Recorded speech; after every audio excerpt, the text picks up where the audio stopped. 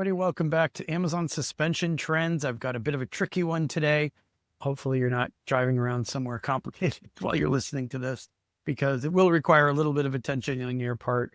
And it involves an alarming trend I've come across where people have hired agencies to do appeals for them. They've maybe hired people they found on Fiverr or Upwork or, a VA somewhere. They found somebody who's not showing them the work that they're submitting to Amazon on their behalf.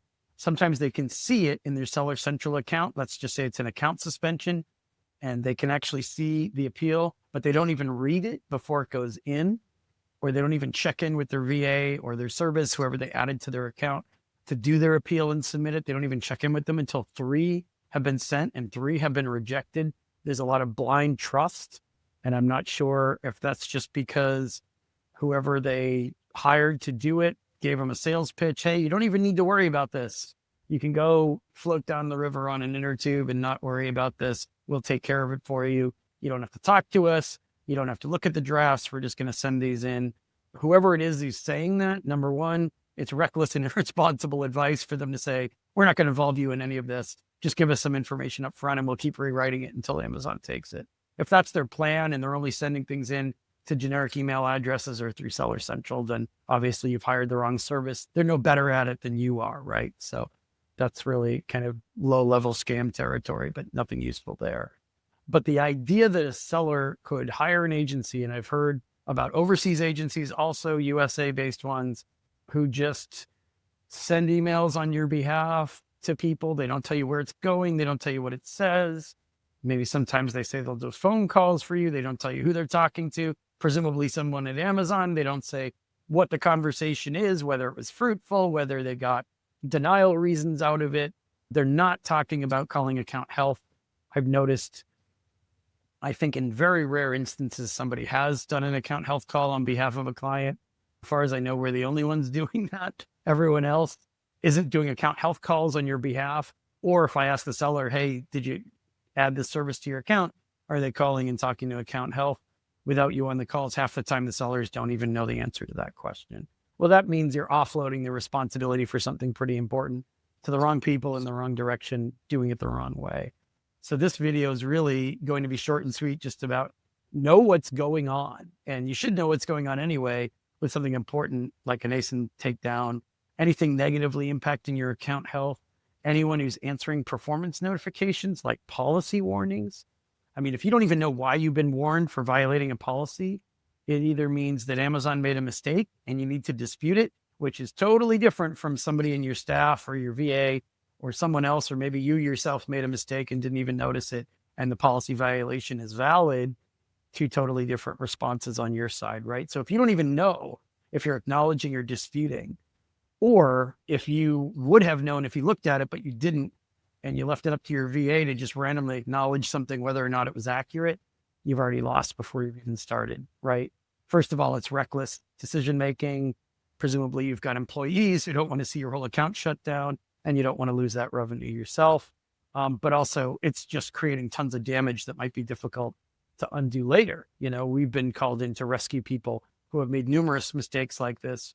And I personally have the conversation, well, let's damage assess and figure out what went in already. Where did you send it? How did you communicate with Amazon? And I'm starting to broaden the question to where did you communicate it, or who did you communicate to?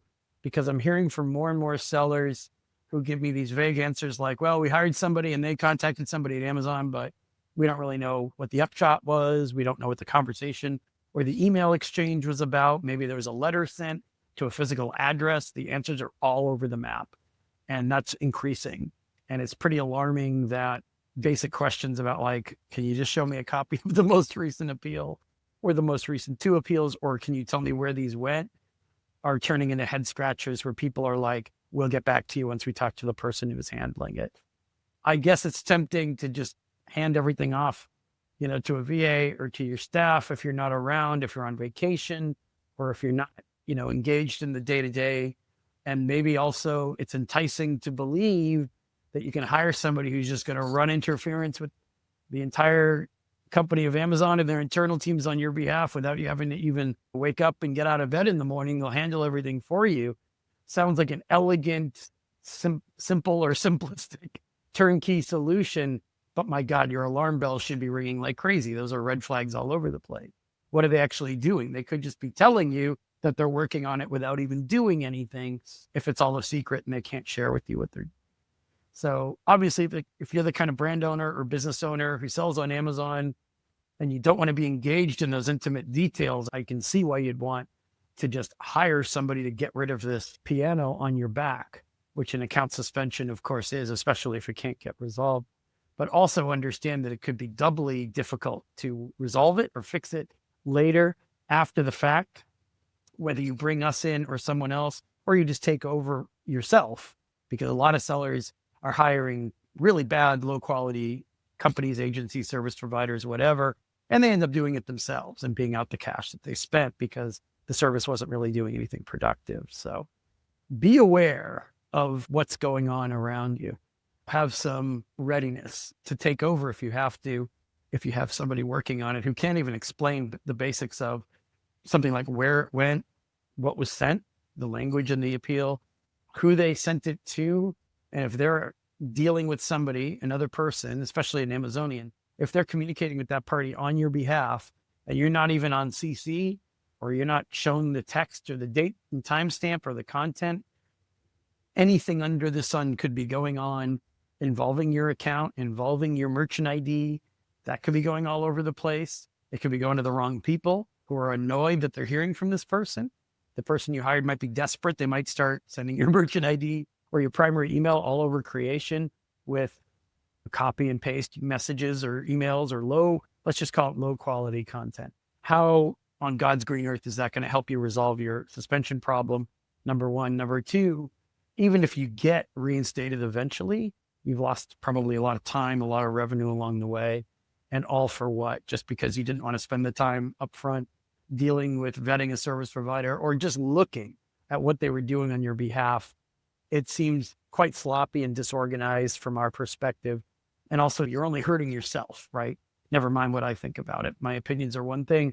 You're just making a process that probably could have resulted in a solution and fixing the issue, either making it more broken and harder to fix or not fixable. I can't tell you how many times I talk to people where I say, you know what, we can take a crack at this for you, but this, based on all the damage you've shown us so far, I think this is too far gone. It's not a great conversation to have. Let's put it that way. So in conclusion, know what's going on, know what your appeal says, know where it's going, know who's advocating for you or not on your behalf. Be interested in that process, worth your time. It's worth your attention, and stay engaged. Otherwise, you could be doing yourself more harm than good. And why do that if you can solve something in a much more organized, strategic way? So questions on that, you can always find us at e-commerce. Chris would be happy to help discuss this and anything related to your account suspension or ASIN takedown. Thank you.